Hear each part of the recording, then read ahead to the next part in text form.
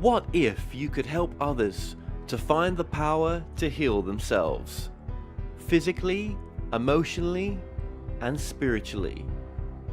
When I started teaching my classes, it was in 2002, and I was just doing the past life regressions and contacting the subconscious part.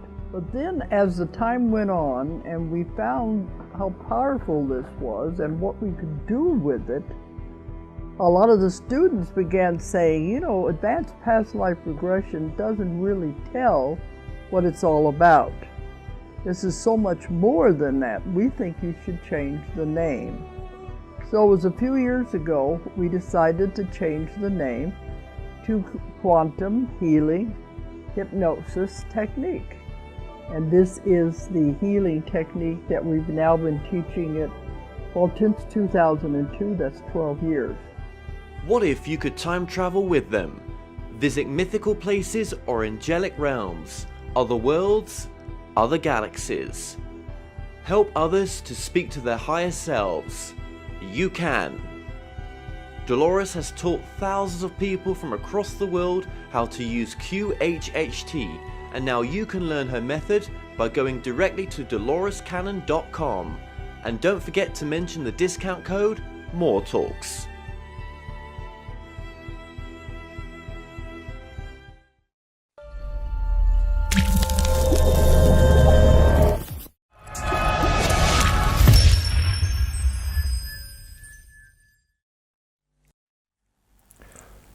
Welcome everybody to this World Satsanga held on Saturday the 22nd of December 2018 in association with Kevin Moore and The Moore Show.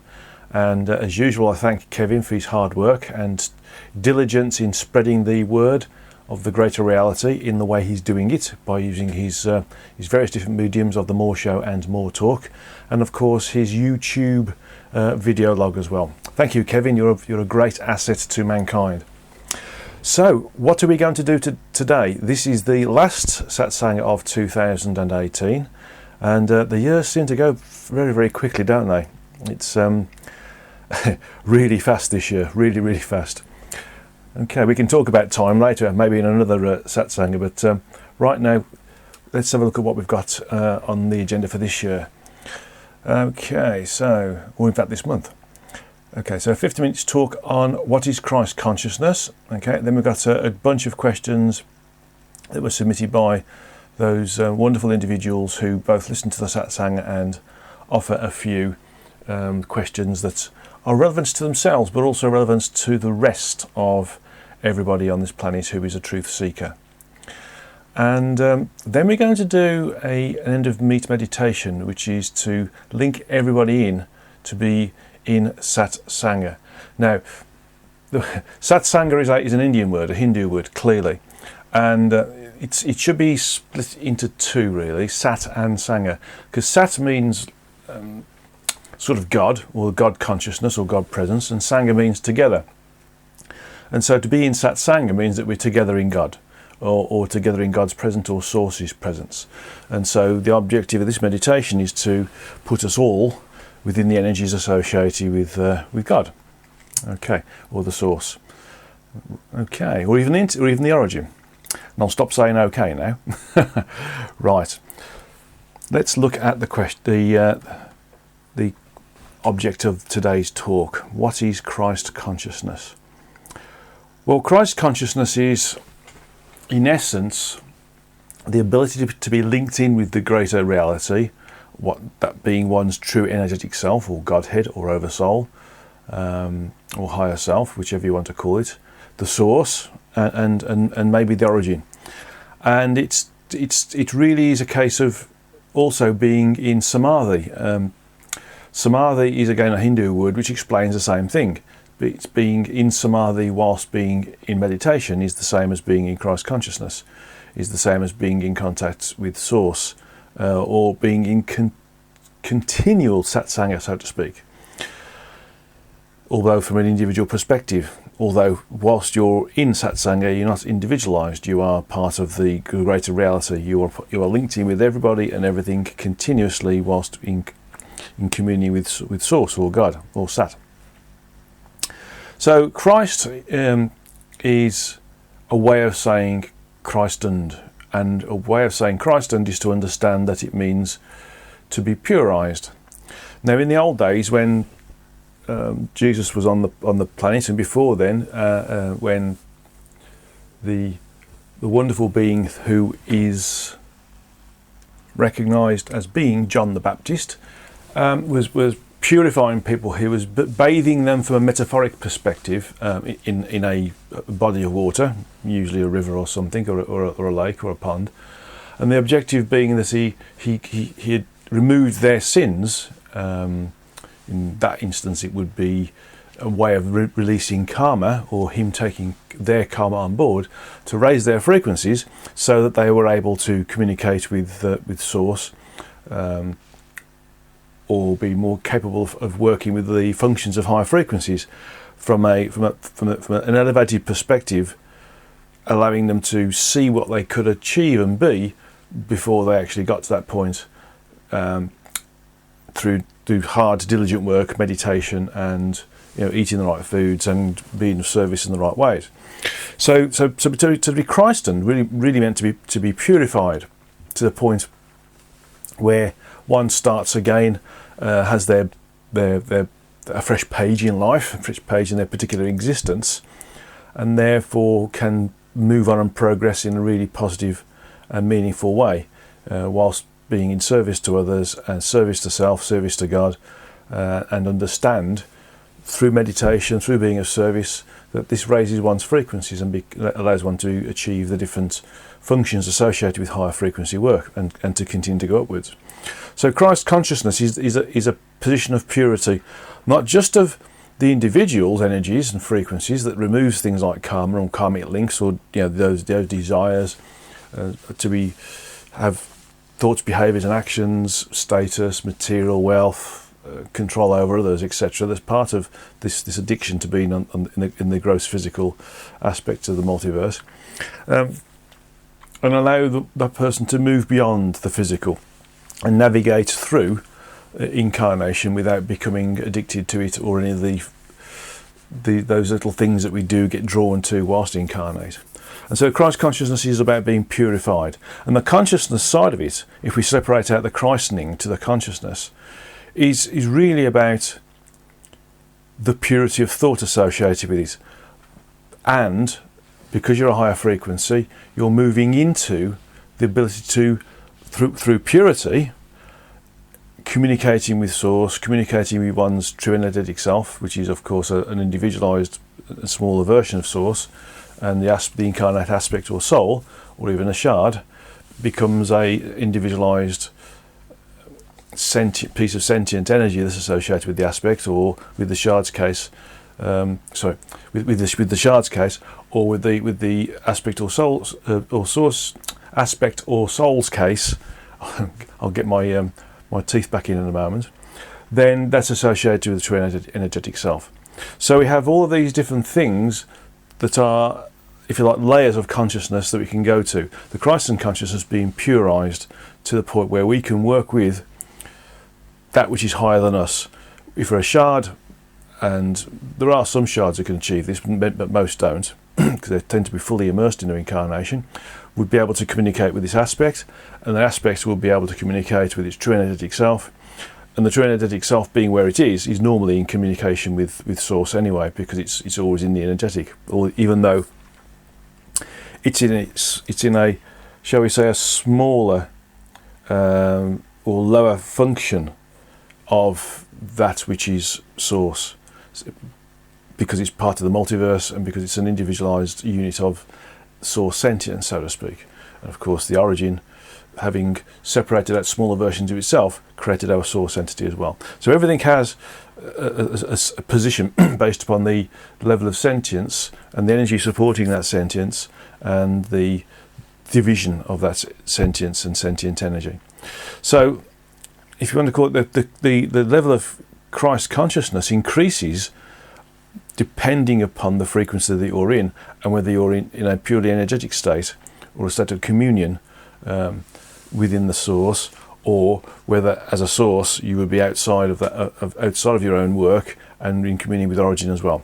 Although, of course, heightened levels of communion or connectivity or Christ consciousness means that an aspect could and will be able to communicate with origin as well as source.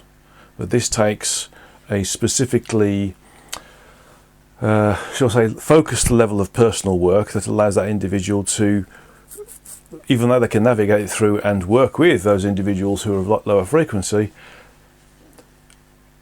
have the ability to communicate on a higher frequency level, and therefore continue this evolutionary progression that they've got themselves moving upwards.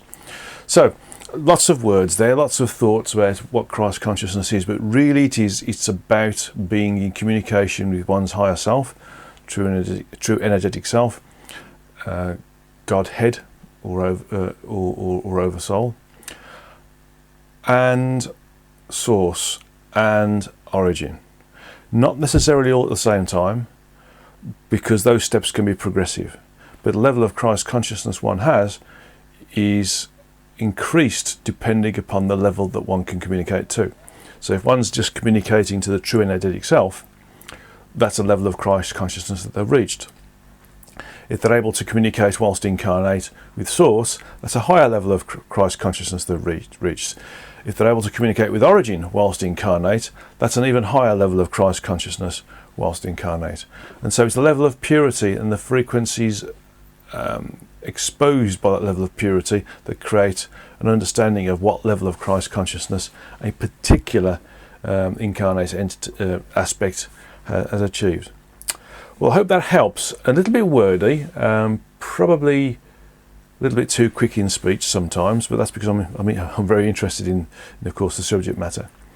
If anybody wants to ask questions about the Christ consciousness or any other specific questions in related to a particular aspect of Christ consciousness that they feel is interesting, then please do email me. You can do it through the website. You can get in contact with me through the website, and that'll help you to move forward. Those individuals who have the World Satsanga distributed to them via email, they can communicate through them through the normal email routes. And those of you who only get access via the website, once you've made a communication via the website, you would normally be able to communicate directly anyway. Okay, so let's have a look at. I promised I wouldn't say it okay again, didn't I? Right, so let's look at these questions then. This is another series of questions from FN. And there's one particular question towards the bottom that I think is quite poignant, I think, and one that needs to be broadcast to everybody, not just a private question between me and another person. That means that things aren't particularly open. I don't particularly want to say that I'm limiting the type of questions that people ask of me to just that person, because it's important that everybody knows these questions. So let's go look at these first 6 questions then. First one is from FN again.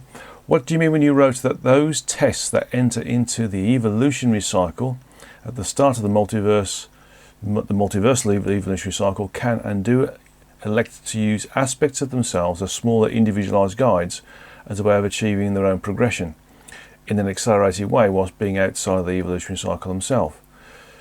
Do I mean that a true energetic self can have an aspect as incarnate in the evolutionary cycle and an aspect as individualized guides, meaning having 2 roles? I don't understand. I thought you said to be a guide, the test is completely in communion and becomes a guide or master guide, and there is no aspects in the incarnate evolutionary cycle that the test must have reached in its own evolutionary cycle already to be a guide. Well, at the start of an evolutionary cycle, that being when a source entity, let's focus on our source entity, populates an area of energy and structure of the origin with its sentience. So then its sentience given a body of energy, or commandeering a body of energy. It then decides what to do with that level of connectivity with origin. Does it create an environment within itself? Does it make smaller units of itself? Does it not do any of that? Does it just sit there and think about how it's going to work? Does it just investigate those parts of the source, the origin itself on its own, or does it create something that is going to challenge it or challenge parts of it? So in our particular source's instance, when it started a new evolutionary cycle and it created this condition where half of itself was split out into a structure, of which isn't all of its structure but is a vast majority of it, to allow other smaller individualized units of itself that it created to investigate that other area. It then gave those true energetic selves, because that's what it created first, the opportunity of entering into an evolutionary cycle themselves, becoming part of the understanding of the structure of the multiverse through individualized investigation, or to help those who are going into the evolutionary cycle by being guides. In that instance, they would need to understand the possibilities associated with what can be interacted with and integrated with within that environment. And so the aspects themselves aren't created as such then, they are simply true energetic selves. But it is possible, in very rare conditions, where a true energetic self may elect to have a little part of itself become part of the evolutionary cycle, but generally on a temporary basis. Now, it's quite normal for the true energetic self to become specialised in guidance, or just specialised in the evolutionary cycle, and in general this is the case. And there are times when a true energetic self may project a small part of itself, an aspect, into the evolutionary cycle, and it stays there for a period of time, just to see what's happening and how it works and how its own work is received. So in general they don't mix and match, but there are cases where guides become temporarily associated with the evolutionary cycle, or where a guide may change into being into the evolutionary cycle, or where in very rare cases an incarnate entity or TESS moves out of the evolutionary cycle to become a guide. Now this requires a significant level of progression on behalf of the true energetic self to go from the evolutionary cycle into the service part of things. And on the other side, it's not detrimental for a true energetic self to have itself or part of itself to move out of the service by being a guide to those who are in the evolutionary cycle, to become part of the evolutionary cycle. So it's the TESS in this instance can temporarily, it's very, very rare, but they can, if they wish, temporarily project a part of themselves into the evolutionary cycle, whilst most of it, for instance, can be still working in this service industry, so to speak, of being a guide. And so it's very difficult sometimes for people to understand that a true energetic self that is in the service side of things, that's a guide or master guide, can still project part of itself into the evolutionary cycle, and that evolutionary cycle doesn't affect it. So it's usually a temporary thing, though, as I just stated. It's not something they would do, and that aspect would have to continue through the evolutionary cycle for the rest of the total evolutionary cycle. They may dip into it and dip out of it, and so in essence, it's all really about does that true energetic self want to experience something because it wants to understand how those incarnate aspects that are in the evolutionary cycle are experiencing things, and so it gets a better understanding of how to advise or direct or lead or guide those aspects or true energetic selves that are in the evolutionary cycle whilst they're in the evolutionary cycle. It's a bit like, how can you guide somebody to do something if you've not experienced it yourself? And so sometimes the guides will project part of themselves into the evolutionary cycle temporarily, just to understand how the interaction with them is on that level that they're working on. And by achieving this and understanding and experiencing this, they can then improve the way they communicate with their wards, those other aspects and of true energetic selves that are in the evolutionary cycle, so that they can make their incarnation more efficient. Well, I hope that answered that question. It's a bit long-winded, but that's the way it happens sometimes. Okay, next question, question 2. With reference to aspiring guides, you wrote, or are true energetic selves that are allowing their aspects to remain in a projected state to enter into service as individual aspects. That's in Kindle, page 3739. What does this mean? To allow their aspect to remain in a projected state? I thought you said that to be a guide, you don't have to be an individual aspect incarnated in the evolutionary cycle, and the whole true energetic self with all its aspects must become guides. Again, this is also somewhat temporary, if you want to call it that. So the temporary part of it really is to do with allowing an aspect to continue its work until it's finished. So if there are aspects that are in a projected state that are experiencing the evolutionary cycle, and the test decides, or the true energetic self decides, it wants to move into being of service because it's evolved to that point where it can do, then simply it can start to work on becoming a guide, being outside of the evolutionary cycle whilst part of it still is. It's very difficult for us as human beings to understand how something can be one thing and still be something else.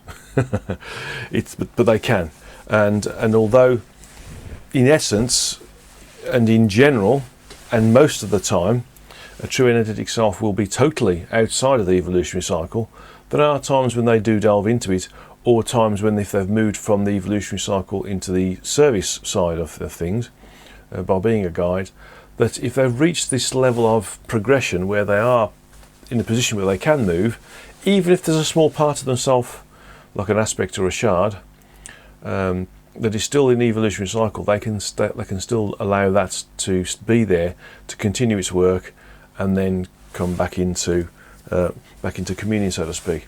But just remember that all this is linear understanding, and although from a linear perspective this would appear to be so, i.e. the true energetic self goes into the service side outside of the evolutionary cycle and leaves part of itself there, and that may take a period of a number of events, so to speak, to allow that particular aspect to continue that work in the evolutionary cycle. That because everything exists concurrently, it's already happened.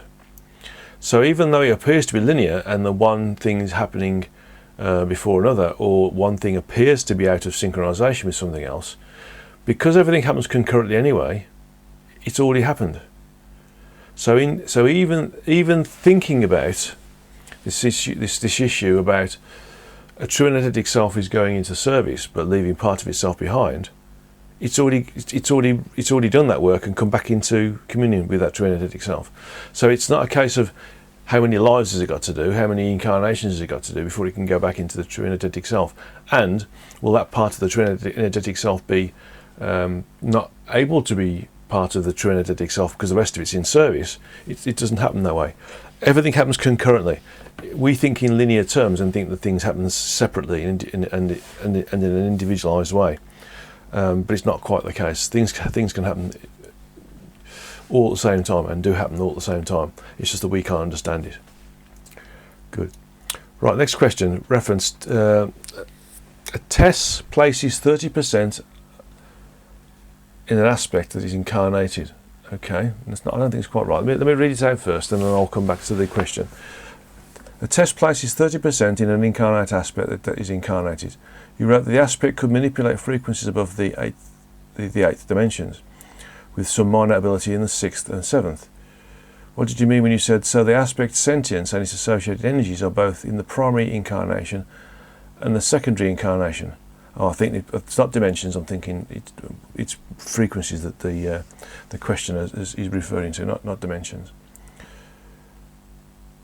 So the aspect sentience and its associated energies are both in the primary incarnation and the secondary incarnation, which are both controlled directly by the aspect. Are you referring to the test? What do you mean here?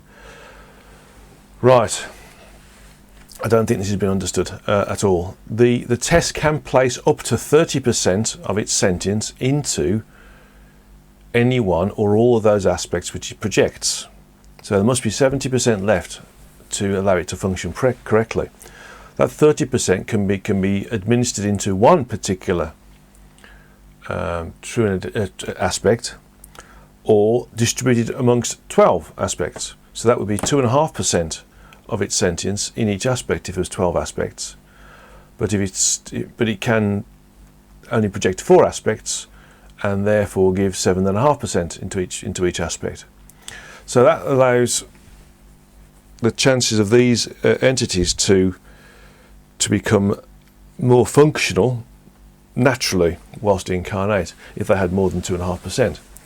So, but an aspect that is has more percentage of sentience and that's in a higher frequency could, in effect, allow itself to be in 2 places at once.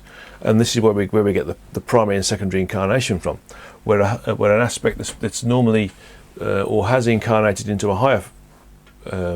higher frequency will move some of its sentience out from that primary incarnation into a secondary incarnation, which could be a lower frequency within the structure of this particular universe. So it could be within a human body, it could be within another body that is at the same frequency or slightly lower frequency. So that means that aspect sentience then is associated with the primary incarnation and the secondary incarnation.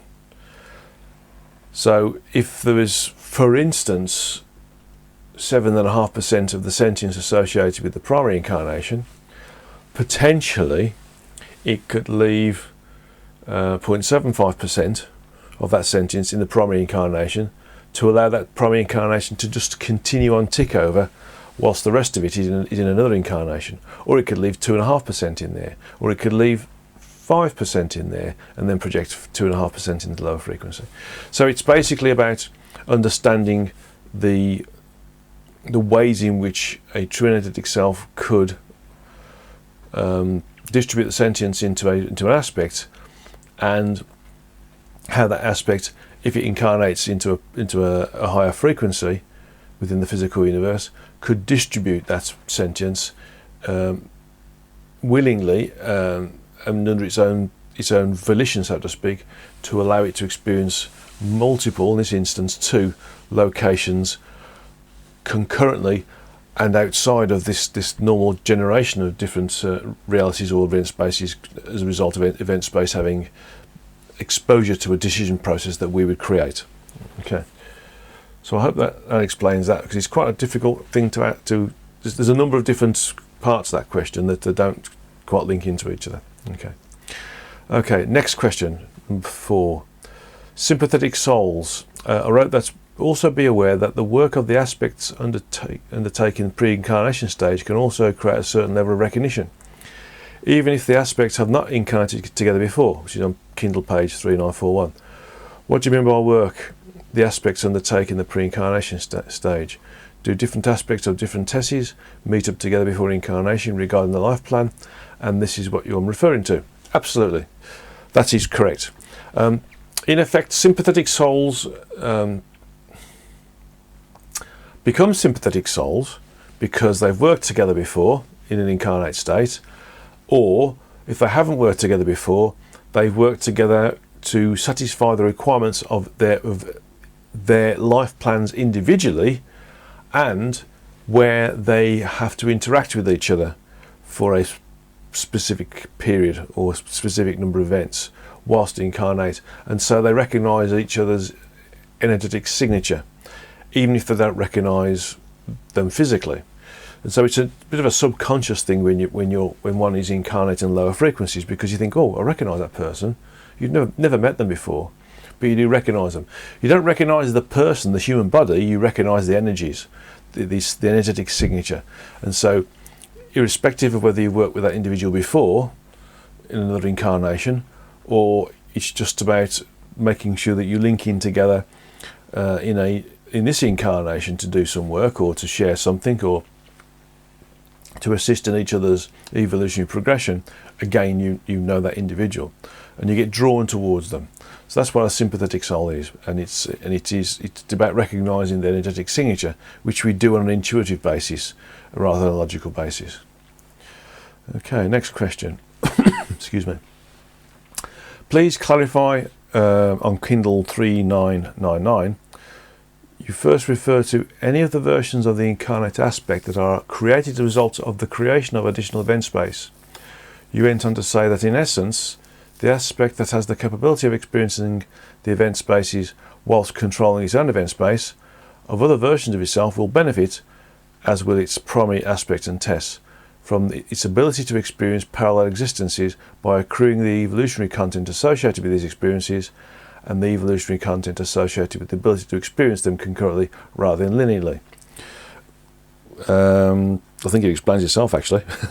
Let's see if I can work out another way of saying it.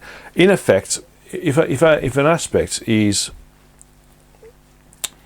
of a high enough frequency, or through its own personal work, or it comes into an incarnation with a different level of frequency, like some of the rainbow, indigo and crystal children, or the hybrids of those children do, then they will be able to link into different event spaces, link into different realities, and sometimes link into the different aspects that are part of their tests.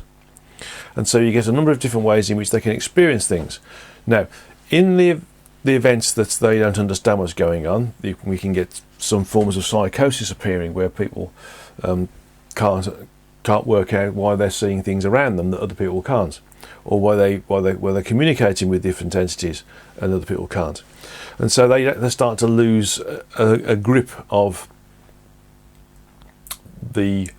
themselves and their ability to navigate through this particular incarnation, because everything they're receiving is contradictory to that which they're being told by those around them. So that becomes difficult, and in fact that those around them don't understand them in the first place, and so they label them as being psychotic in some way, shape or form. So it's very interesting to note that when this happens, unless there is somebody there who can say, right, this is what's happening to you, because they can log into them and they can see the connections between the frequencies, the abilities associated with those frequencies, or functions associated with those frequencies, and the disassociation between everybody else around them, then that individual won't know that what they're experiencing is real. They'll just not be able to relate to it at all, and those individuals won't be able to help them. So once you get somebody who says, okay, this is what's going on, it's real, and gives them some way of training themselves so that they can turn it on and turn it off and give themselves a rest, or they're able to navigate through it so they don't turn it off, but they're able to understand where to focus their consciousness or their sentience at any one point in space, so to speak, and I'm going to say time in this instance, so that they can communicate in a rational and regular and robust way in this particular environment.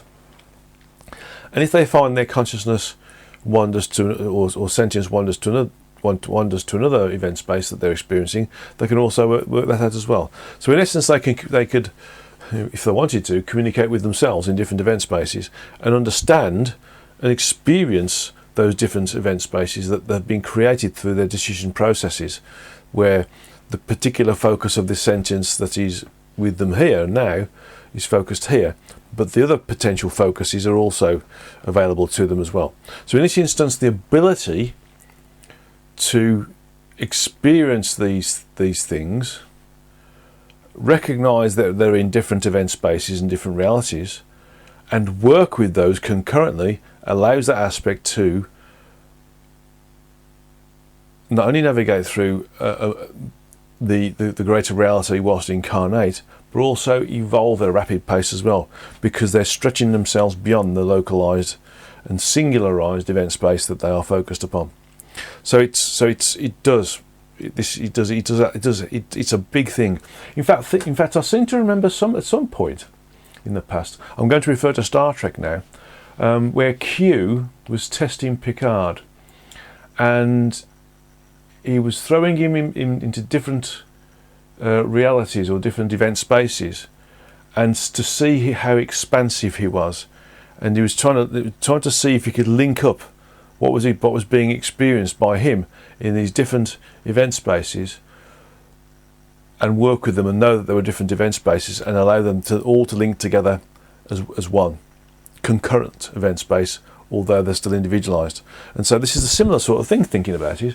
I didn't realize that Star Trek was so good at sometimes at identifying how we can exist and work in a general sense. But that's a good example. I can't remember what the episode is now. It was a long time ago, but I've no doubt if you search the internet and look for this episode where Q is testing Picard and they're being he's in different realities or different event spaces, and the objective is for his perpetuated existence, because Q I think was going to dissolve him or something, or destroy him, or destroy the Enterprise, was if he could work in multiple realities concurrently and work and stitch them together. And that's what he was doing. There was something there that was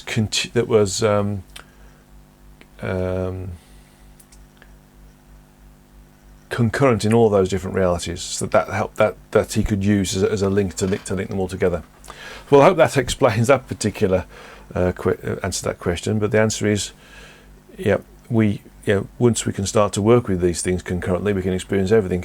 Every decision we make, the way we've gone one way rather than another way, we can all experience concurrently, and being expansive enough to be able to use that and navigate around it does definitely accelerate one's evolution.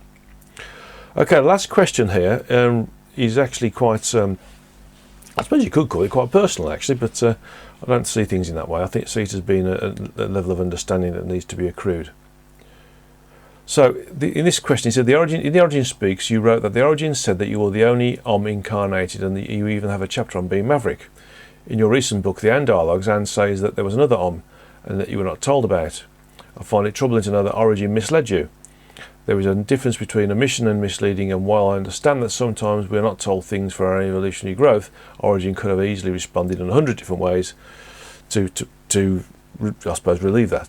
It kind of invalidated it kind of invalidates us how much of what we read is accurate and how much is just fiction and being led to believe things. Why would Origin misinform? Going over that book, the issue was discussed in details and there was no ambiguity. So is it okay to not be truthful if we do not want to tell the truth? Everything seems like a game. Origin misleading, not in brackets, not omission, but plainly misled. It cannot come from a high vibration. Well,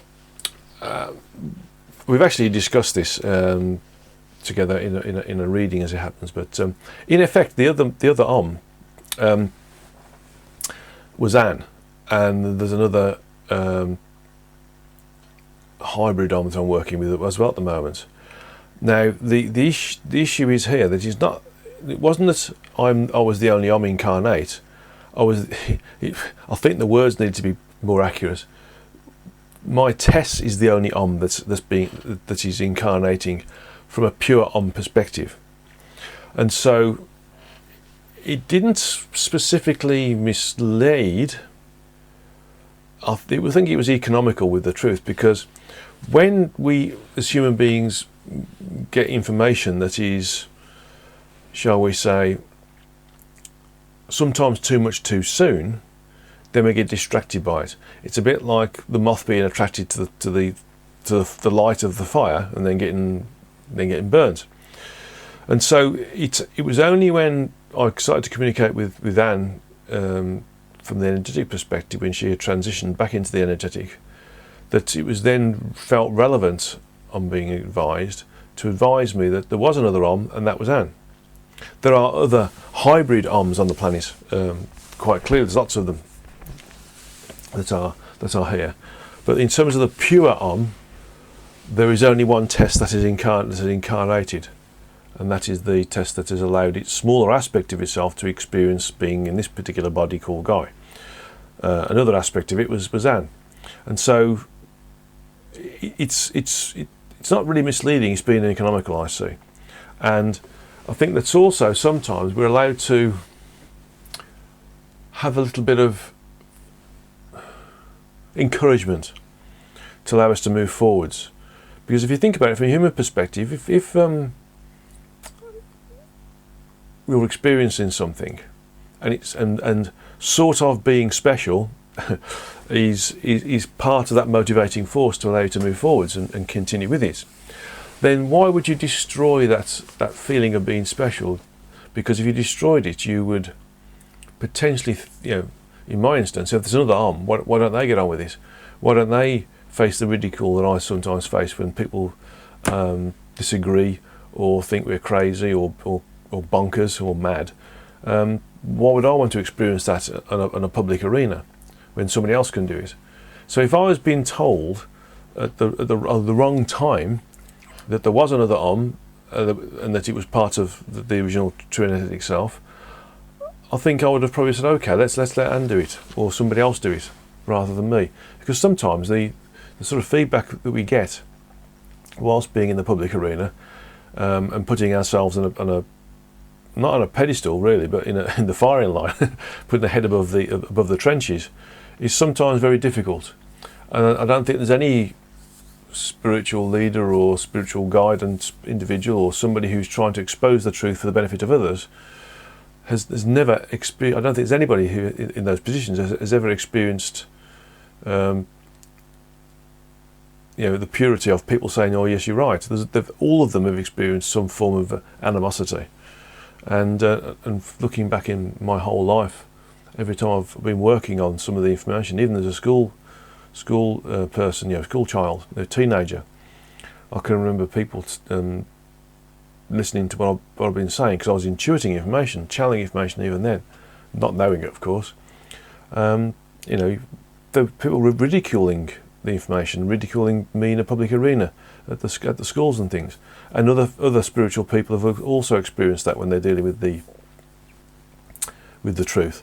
And so, it's like everything else. It's power in numbers, and if you're on your own, you've got no power at all. Not that you should have power over those numbers, but it does sort of show us that, in essence, it's sometimes if we're given information that somebody else is capable of doing the work, we'll let them do it. Specifically, if we're being hurt. So I'm not surprised that information was not specifically being misled from me, but sort of being withheld for a period, and maybe even thinking about it. If I understood the level of what Anne was before she was disincarnated, maybe it would have changed the dynamic of the work between us, and maybe it would have got to the point where I'm not doing what I'm doing now. So there are things that Origin knows and Source knows that are sometimes being counter to what we consider to be the truth, that is the real truth, that is being not so much being hidden from us, but we're not being exposed to because it's not the right time to be exposed to it. And that's my understanding of that. Well, I hope that answers that question. It's a bit difficult to explain sometimes when you know it's the truth, but you also know that the truth is the truth as well. Sometimes everything is the truth concurrently. That's the way to think about it.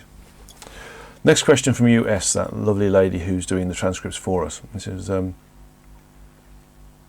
this was sent to me whilst I was travelling. I was travelling in China, and I've only recently come back, to be honest. So here's an interesting question for your upcoming December Satsanga. I know you're travelling, so please let me know if you've received it. Well, I did. Interestingly, the firewalls in China are getting stronger at the moment, so some things weren't getting through. So a lot of the time I had to use a VPN to get through, and I think sometimes the VPNs are being caught as well these days, irrespective of where you are in the world. Because software is getting better at discovering that somebody's IP address is not exactly where they are. Question. We now have entered the age of genetically engineered designer babies in China, where scientists used a gene editing technology called CRISPR to modify a human embryo in vitro to make it resistant to infections such as HIV, smallpox and cholera. Apparently genetic resistance to HIV is common in parts of northern Europe, but not found in China. The scientists see this as a new form of medicine and can eliminate genetic diseases, e.g. Alzheimer's, heart disease, some cancers or infections, and can enhance the baby's IQ or other features. But other people question the ethics of genetically tailored humans, which could become a new form of eugenics. What are my thoughts on these technologies to be used in fetuses and adults? Is human evolution meant to be shaped by this kind of science, in addition to naturally occurring Darwinian evolution? Where are we headed with this? We all want to know. Well, if you look back a few civilizations ago, you will understand that the Atlanteans also were very, very masterful in manipulating the genome. The issue is that they started to manipulate it in ways that were not specifically pure and that were there for mainly, I suppose, fashionable and status reasons. But nevertheless, they could do the sort of things that this question is asking now. And personally, I don't see an issue with it. Energetically, it is. I'm just asking the question.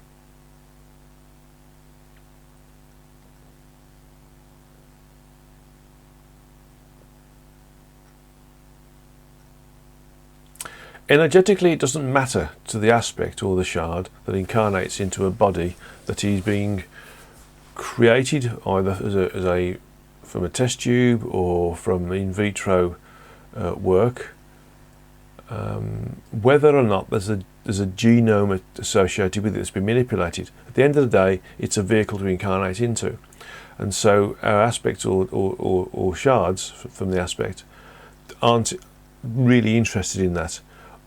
All they're interested in is, will that particular vehicle allow them to be able to experience what they want to experience in a particular incarnation associated with the goals that they've identified in their life plan. So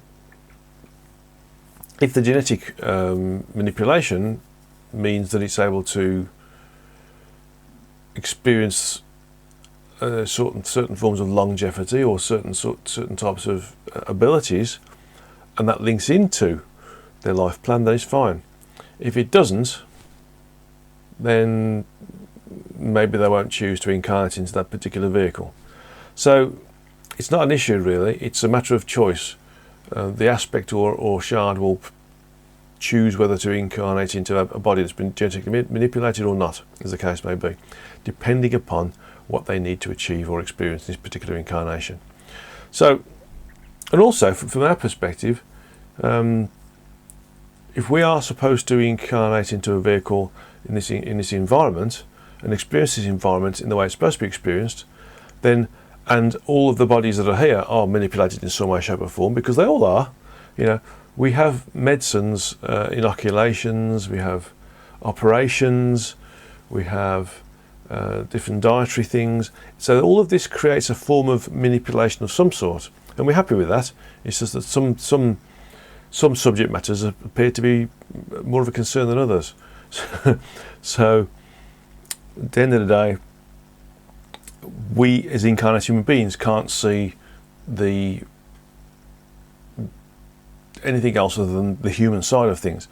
We can't see what a true energetic self or an aspect or a shard sees when it's disincarnate, and the opportunities associated with a particular incarnation by incarnating into a body or a vehicle that is enhanced in some way, modified in other ways, or is capable of experiencing different levels of physicality in other ways as well, or is resistant to certain diseases as well.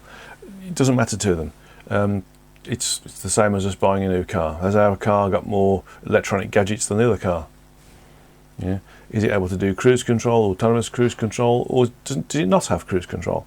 And so we start to understand that it's, you know, from our perspective, we choose to drive a car based upon our financial capabilities, and what we're comfortable with. And that's the same with the aspect when it incarnates. If the body's been genetically manipulated, does it benefit the aspect? If it does, great, it will incarnate into it. If it doesn't benefit it, and it doesn't give it the ability to experience its life plan the way it wants to experience it won't incarnate into it. I think it's as simple as that. In fact, I'm being told it's as simple as that. I'm not thinking, I'm being told. But thank you anyway, it's great. That's a good question. Next question from EM. Very simple question, but with with a potentially massive answer. How do we best serve? I'm anticipating that this depends upon what level you are. Every level has its own service. And there's a comment here. Your teachings continue to resonate very high. I appreciate you being here and transmitting to all of us who are listening. Well, thank you very much for that. I'm not sure I'll leave that line in the transcript, but it's not important, I don't think. But thank you anyway. I don't need to be thanked for doing this work. It's a pleasure to be of service in this way. So, referring to the question now, how do we best serve? The answer to that question is it's to the best of your ability. And it's as simple as that, I feel. Doing what you can do for the benefit of others without requiring reward of any way, shape or form, either monetarily, materially or spoken rewards, is the best way to serve. Serve when requested rather than trying to force service onto others. That's the best way to serve. Do the best of your ability for individuals when asked to serve, and serve yourself by thinking, behaving and acting in higher frequency ways. And that is the best way to move forwards in terms of service. Serve God, and in doing the best job you can in what you do, whether it's your career, whether it's your interaction with your family, your friends, loved ones, or your career. Everything you do the best you can. Don't do a half job. Just think of it, everything you're doing to experience the best type of experience, the best level of experience you can do. And knowing that experience in its purity and its effectiveness is being passed on to your true energetic self, and is also being passed on to Source as an enhanced level of interaction with that which it has presented for us to interact with. Okay, well, thank you. I think that's a good question, that is. But the most important thing is, don't force your service on others. If you're asked, then serve when you can do. And sometimes, even if there are times, mind you, when we're asked to serve, but we know our service won't benefit the individuals, because the whole point of their experience is that they sort things out themselves. So if we do give service to people who don't really need it or shouldn't have it, they don't focus on sorting themselves out, and they put all their issues onto yourself, and then remove their own responsibilities from sorting themselves out, and then dump it onto you. So you have to be very careful how you work with people. Sometimes they need to be responsible for their own incarnation and what they're experiencing, and not release that responsibility onto you. So being of service is very. You have to be careful how you are with service with people sometimes, and sometimes you may have to detach from somebody and then reattach later. And again, how you do that is best felt and thought about, and you need to meditate on it, on how to re-interact or continue the lack of interaction. If you're being requested to be of service, but you feel that particular service isn't beneficial to that individual, because it's removing their ability to work on themselves. Okay, good question, actually, good questions. Next question, the last question actually, is from DC, and it says, here's a question for the next meeting. How is the energetic like the physical? For example, are there famous people, souls, entities, sentience? Are there vacations, entertainment, travel to see different things? Do we have some best friends we hang on to or hang around with? Is there a history that we all agree upon in the energetic. Some of the stories we have been fed throughout history about the energetic stroke heaven, sitting around eating, consuming heavily bonbons, do not ring true, however. There might be some truth to the stories that we have been told. Okay, that's the first question. There's another question below.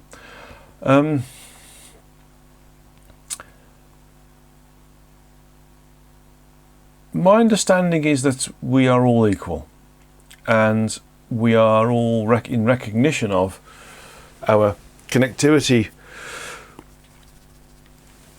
with our true energetic self and with Source, with relationship to what we've experienced and how we've evolved, in on behalf of our true energetic self, and how our true energetic self has evolved on behalf of Source. And so there's no sort of fame, so to speak. There's no entertainment, so to speak, or travel to see different things. But we do sort of gravitate towards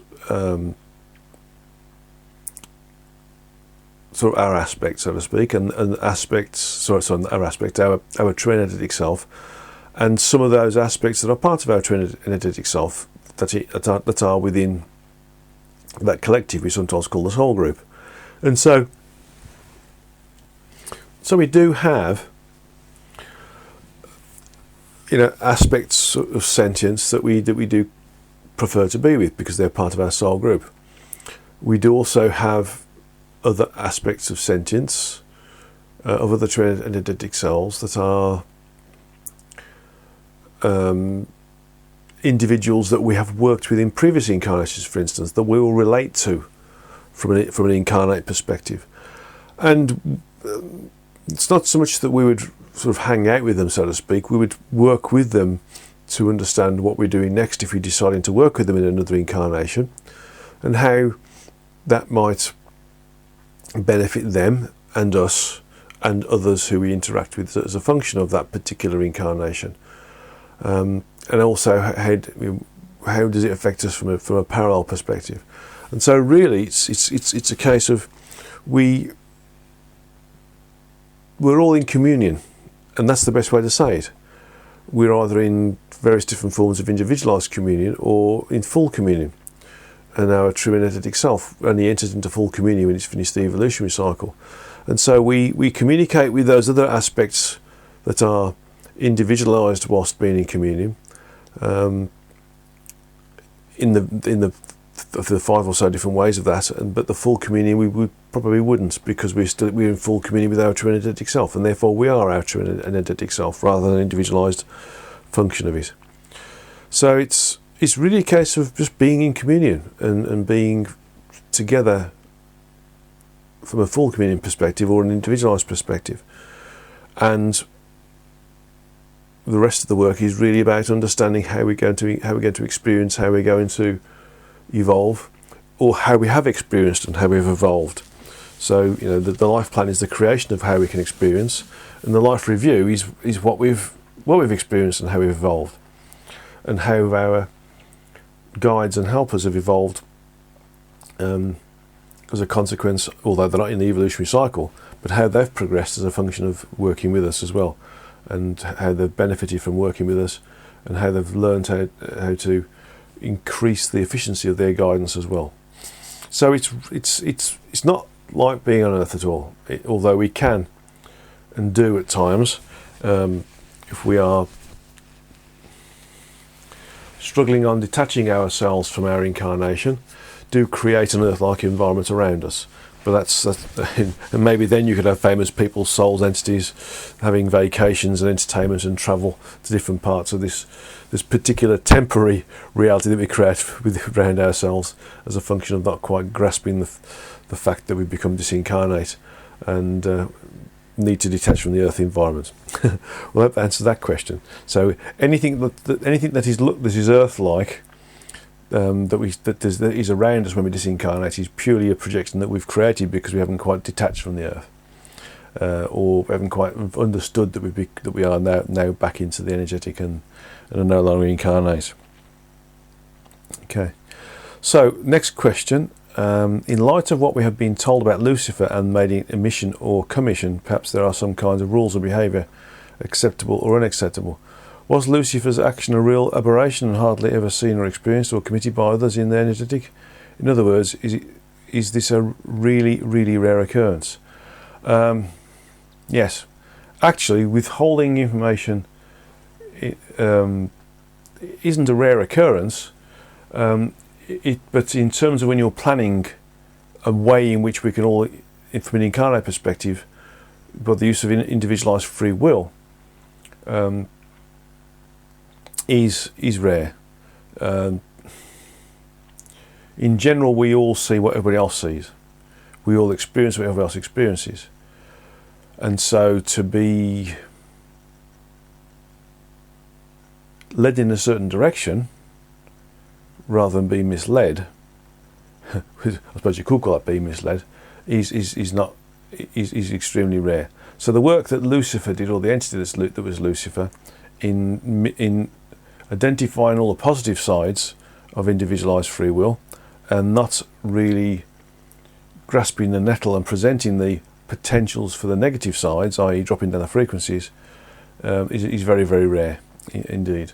And to be honest, it just shows you the level of evolution, the evolutionary level that some of these individuals who are potentially in guiding situations actually have achieved themselves. And so, from my understanding, is that this level of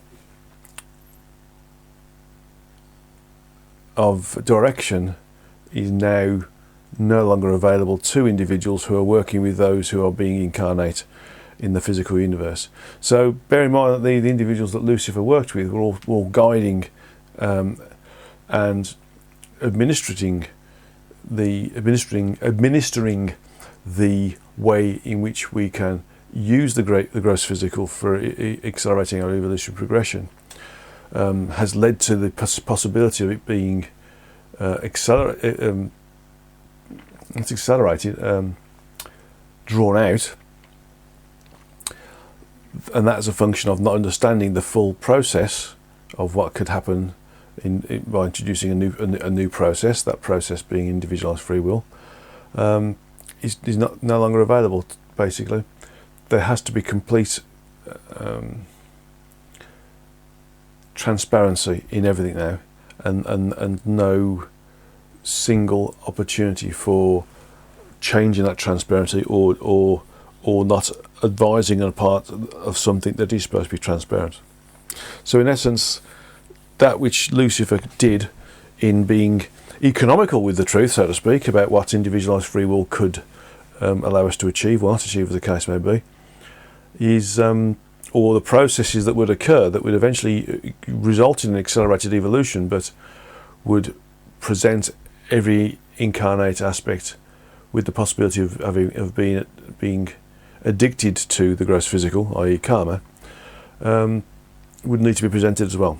So not presenting these possibilities is no longer an option, and this is a function, and this potential function of individualized free will that these entities had has been sort of removed, because it was identified that individualized free will, even on the energetic level, wasn't as pure as it could have been. Okay, so that's why it's a really, really rare occurrence. Okay. So the next part of this question, which isn't really a question, it's more of a comment. It says, please edit the above, but our group would like to know what it's like for us when we are getting to the energetic. In what ways is it like the physical? In what ways is it not like the physical? If there is recreation, schools and training, what is it like? I would suggest there's a bunch of books out there which describe, sometimes in very human terms, what it's like for us when we disincarnate. But also the An Dialogues does that as well. And again, it does explain it in a sort of a human tense, but it does use the information and the knowledge that I've accrued through my own work as well to help give it depth from a different level of understanding based upon my knowledge, and working on and expanding from the knowledge of others as well. So it's really a case of recognising that from a human perspective, it's total freedom. We are not constrained to anything. We are able to be anywhere and everywhere concurrently, should we wish to be. We are pretty much as omnipresent and as omniscient as we can be, from the perspective of our limited sentience, so to speak, even of our true energetic selves, based upon the fact that we are small units of source, and so we would have certain limitations based upon that level of omniscience and omnipresence, so to speak.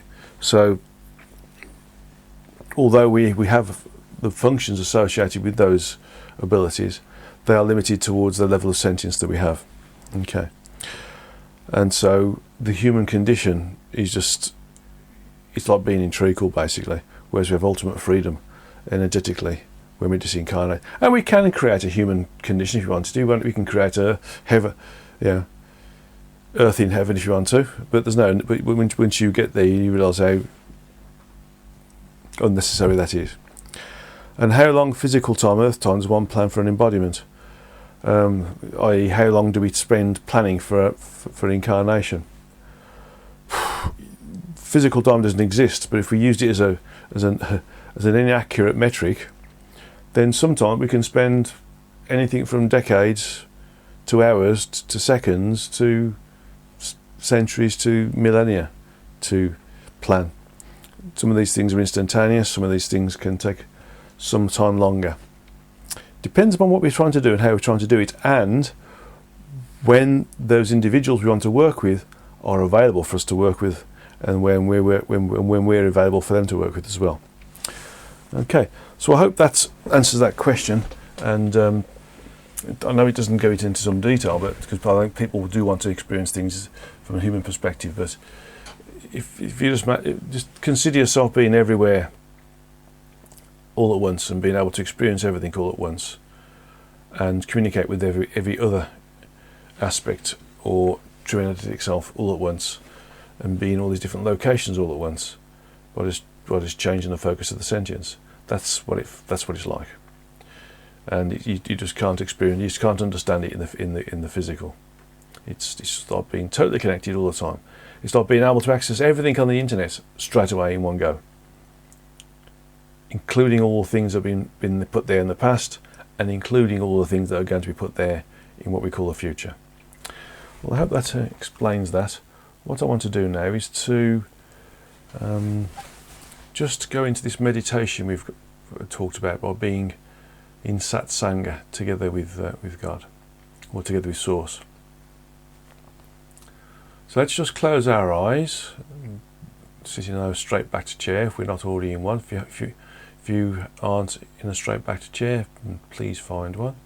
Feet flat on the ground, palms facing up, and resting gently on the upper thighs, eyes closed, but focused gently on the location of the third or spiritual eye, which is in between the eyebrows and above the bridge of the nose.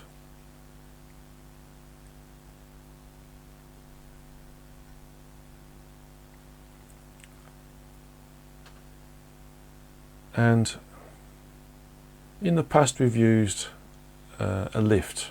In the very long distant past we've used a lift, and I think it's worthwhile doing that now. So I want you to all visualize, or you can use a mentally spoken word to achieve the same thing.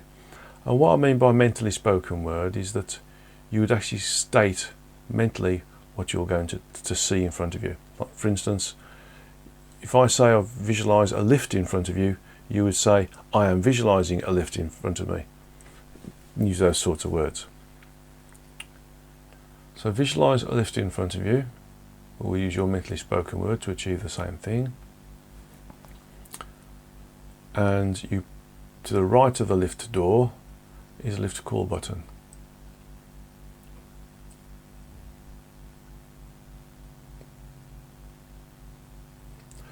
Press that lift call button and open the doors, and inside you'll see me.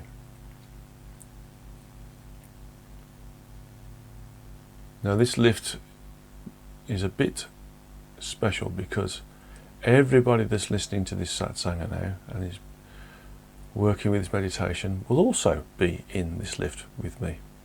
Everybody's in the lift concurrently, all together concurrently. And you're just another individual who's joining this method of getting towards being one with Source and being in Satsanga, together in God, or together with God or Source. So I'm going to press the button with the number 408 on it. This is the highest frequency associated with the multiverse. So our lift moves up from 0 to 1, and then 2, then accelerates to 4, and 6, and 8, and 10, it accelerates again to 20, accelerates again to 40, 60, 80, 100, accelerates again to 150, 200, 250, 300, slowing down at 350, 370, 390, slowing down again at 400, slowing down again at 405, 406, 407, and finally coming to a standstill at 408.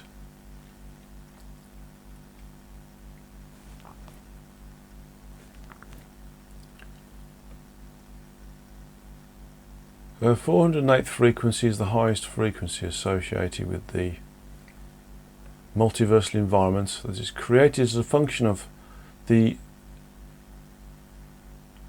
quarantining, if you want to call it that, or isolation of some part of the structure of the Source.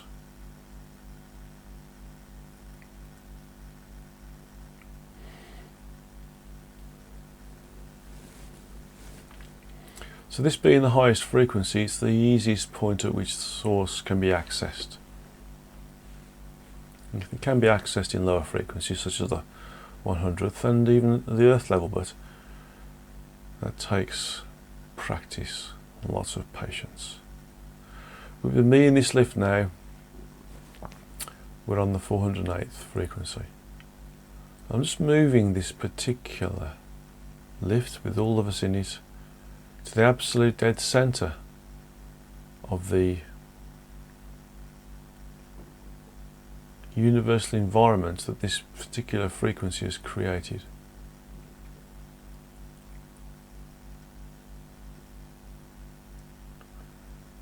Now I've moved us all together, and we've all wanted to be moved together. I'm going to start to dissolve this lift that we've used to get to the 408th frequency in a rapid way.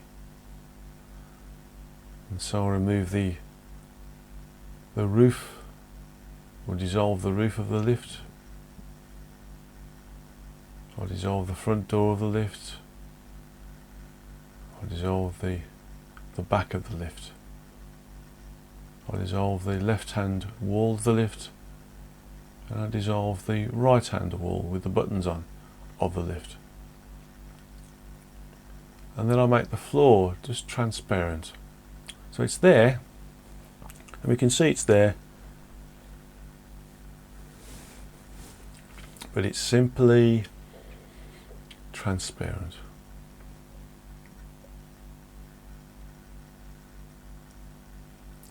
Now there's many ways in which we can achieve communion or being in Satsanga with Source.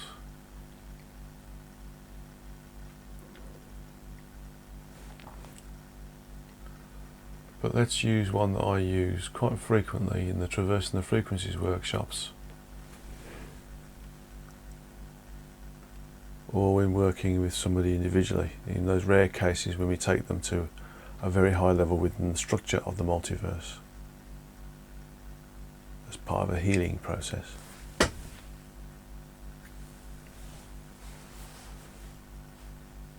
So I request, or we all request, to be one with Source.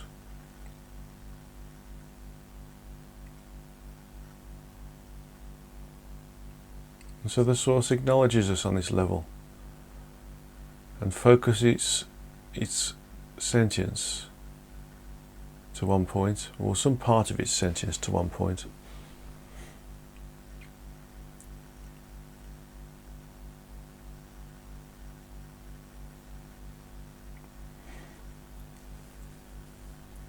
This point becomes a large,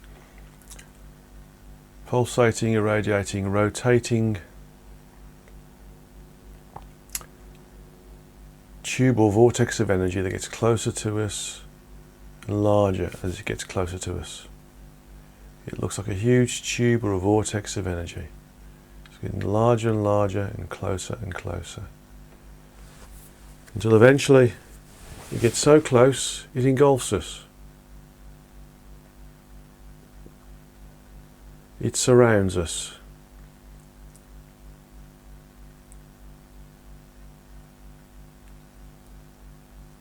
It's all around us. We are an individualized unit of sentience within the Source right now.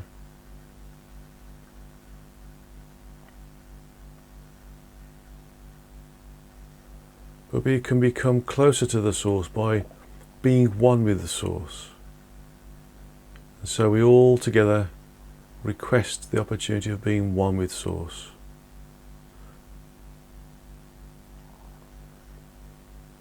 We're always one with the Source, but we just don't realise it because we're in the lower frequencies.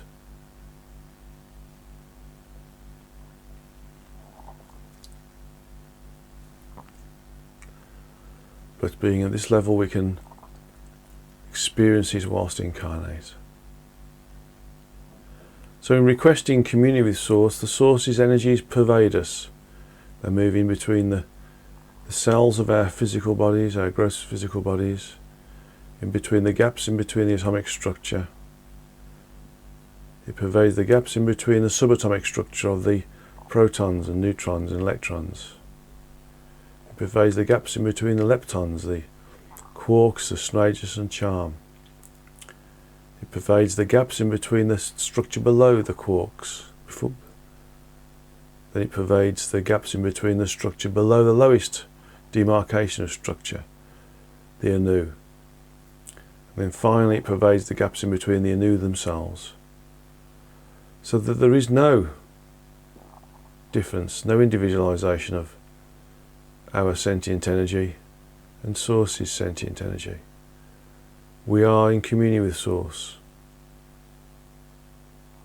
We are still individualized, but that which is us can be with Source, any part of Source, concurrently, at the same time. So Source is one with us and we are one with Source, and so therefore we are the Source. We are in Satsanga. And so we'll stay here for a few minutes just to experience this Satsanga, knowing that if you go through this recording at a later date, you can re-experience the same thing. Everything that is experienced on this recording is experienced in the same event space. So if you experience it again in a year's time, you come back to this event space.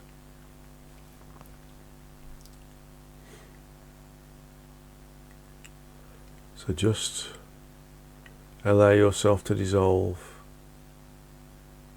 Feel your sentience being everywhere at once. Being everything, seeing everything, communicating with everything, knowing everything, being everything, concurrently.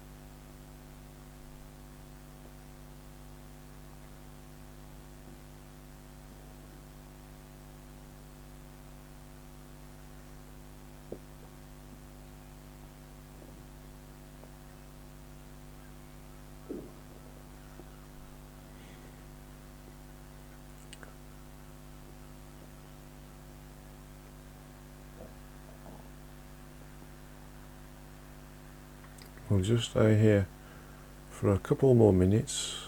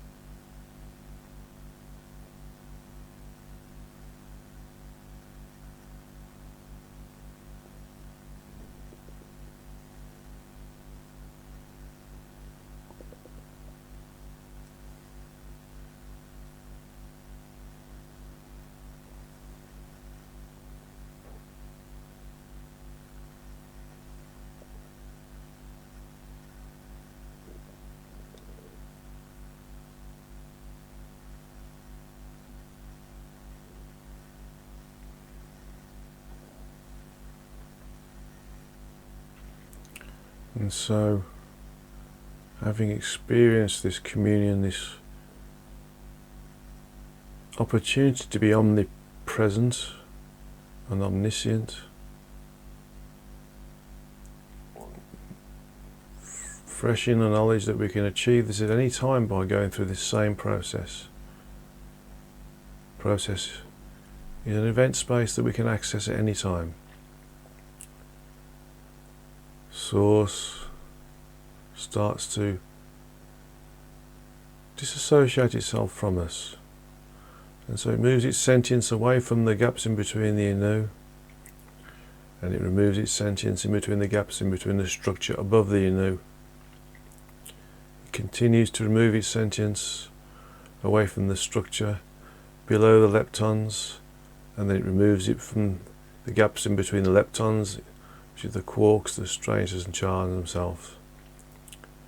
And then it removes its sentience from in between the gaps in between the subatomic structure of the protons and neutrons and electrons. And it removes its sentience from between the atoms, and then removes its sentience from between the gaps in between the cells of our gross physical form. Until suddenly we are just simply surrounded by source sentience, sentience energy.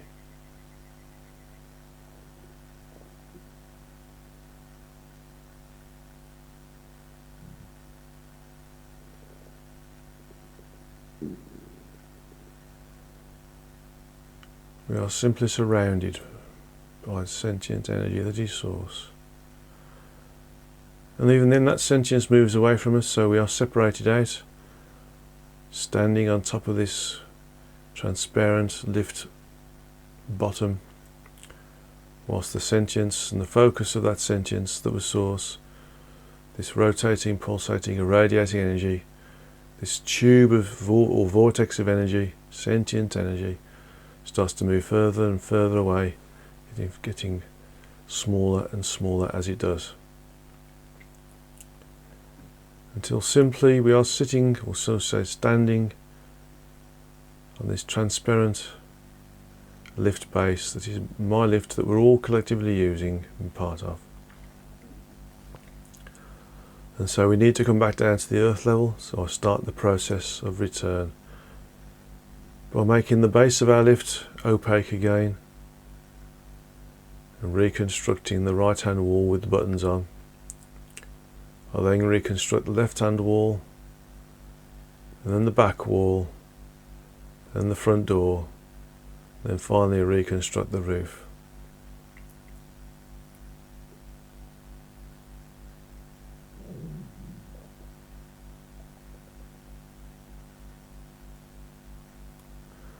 I'll then press the button with the number 0 on it, and lift starts to descend from the 408th frequency down to the 407th.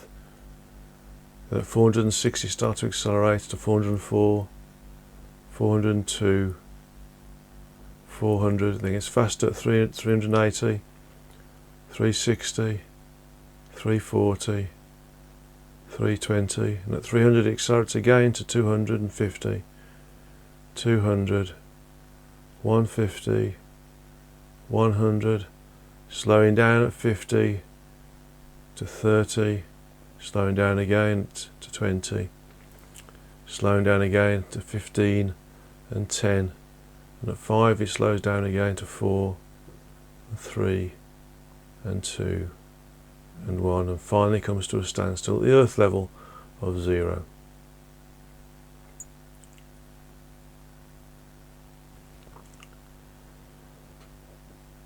So I start to open the door, we all move out of the lift, and so we're now in the room or the area that we started to listen to this Satsanga. And so we can slowly come back into that space, that room, and open our eyes and take a drink of water if you can, just to help ground you.